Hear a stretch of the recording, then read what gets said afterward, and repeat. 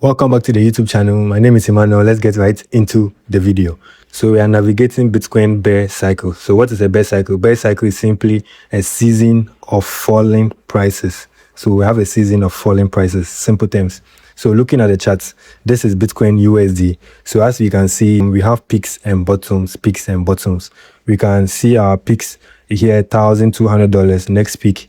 This is our next peak, 20,000, next peak, 126,000. Our bottom here, next bottom is over here.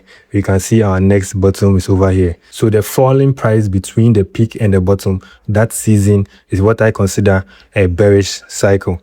So this peak to this bottom is a bearish cycle. Next one, peak to this bottom, is what I consider bearish cycle. This as well, bearish cycle, and we are also here.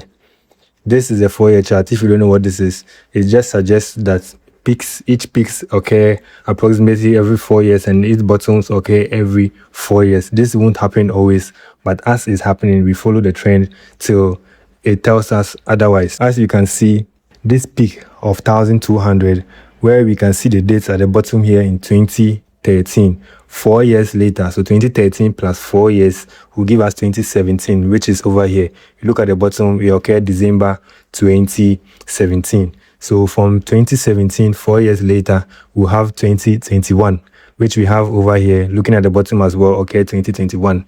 4 years later from 2021, we'll have 2025. That is how we were able to anticipate that the peak might likely happen in 2025 because of the 4-year cycle, which we can see occurs every 4 years. The peak always occurs every 4 years. We can see the bottoms too also occur every 4 years. From this bottom, similar thing, this bottom, this bottom, this bottom.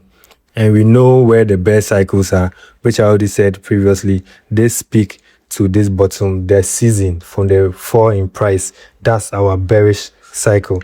So this 1,002 to this bottom is a bearish cycle. This 20,000 to this 3,200 is a bearish cycle. The next one, 70,000 to about 15,500 is the bearish cycle. And this is where we are now as of today. From this to the potential low in the end of 2026 is our bearish cycle.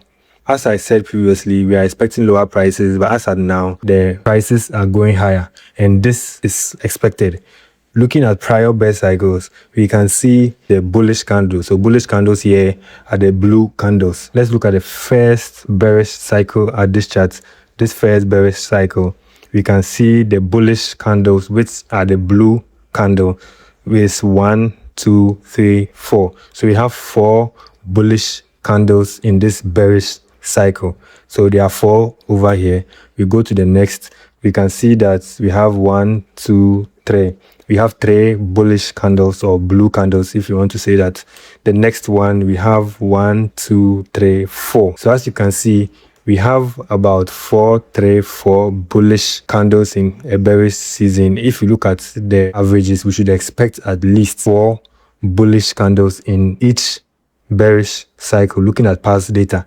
So right now, this bearish cycle, from this peak to the potential bottom where it might want to end, we should expect 4 bullish candles or blue candles. It means the price will go up for about 4 months, looking at the averages when it comes to the bearish cycle. As at now, we've created first one, second one, and this month is yet to close, but this is creating a third one, which is normal, looking at the prior bear cycle. So it's just giving us room for us to go higher for the next leg down.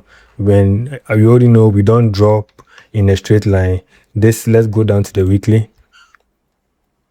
You can see this prior bear cycle, we came down with our red candles, we pulled up back with our bullish candles, and eventually came down, come up. We don't just drop in a straight line.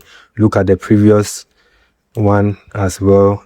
We don't just drop, we come down, we retrace, come down, retrace, come down. But overall, it's still a bearish season because we are still gradually going down. Even though we have the ups and downs, we still gradually are going down.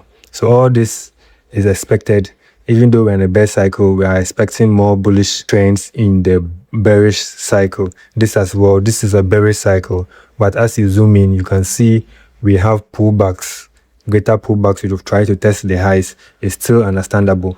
So even though we're in a bear cycle, this bullish trend as at now is expected. We can go as high as we want, go as low as we want. Eventually, the entire season from October of last year to the ending of this year, we are going to have a gradual fall in Bitcoin USD. As at now, we are about 80,000. We will drop more than this in the coming of weeks or months.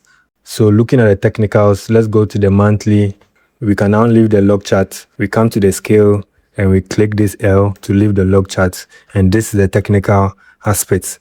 We see price came to this blue zone. We came down. Price came back to this blue zone, starting the previous bear cycle. So this blue zone is a very strong blue zone.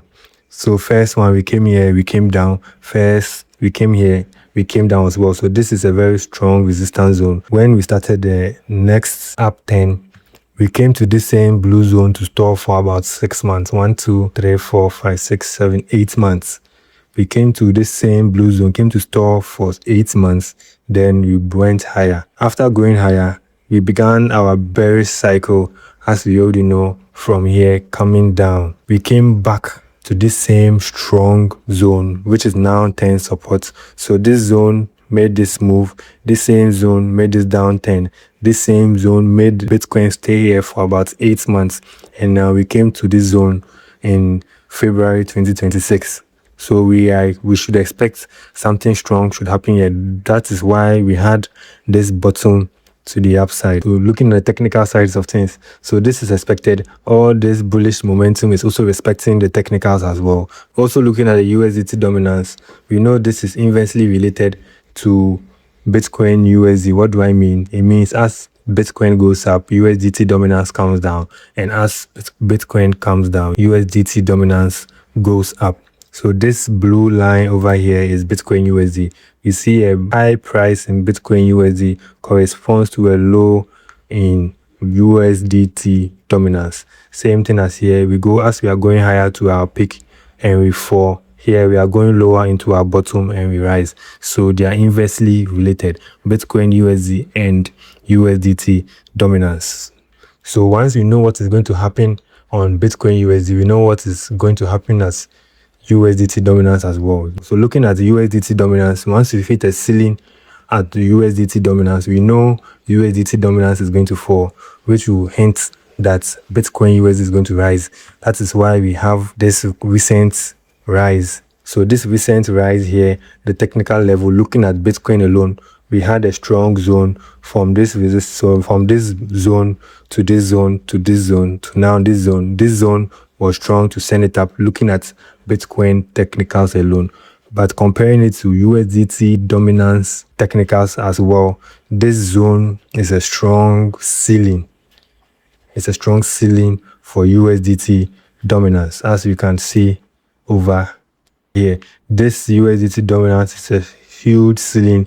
We're going to store here, store here, store here, and also store here. So this is a huge ceiling for USDT dominance, making us know we are about to fall in USDT dominance, meaning we are about to increase in Bitcoin USD. So as of now, we just wait, see what's happening.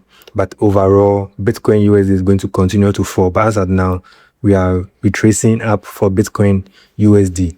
So for Bitcoin, we just wait, see what is going to occur. Are we going to go higher or we are going to go lower? But eventually, all this is just retracement. Retracement meaning all this, you are just going higher for now to then eventually drop more later on. Bitcoin is going to drop lower than this, but as at now, we just wait, let it go high as it wants to. Then when it's about to tend to come lower, you will be able to capitalize on that. As we are waiting for Bitcoin USD to tend to come to the downside, my next video, I'm going to talk about some specific stocks which are about to go higher in prices. There are major opportunities which are starting to occur on the stock market for the next 4 to 5 years. And this is a bottoming zone for some specific stocks which we would like to see.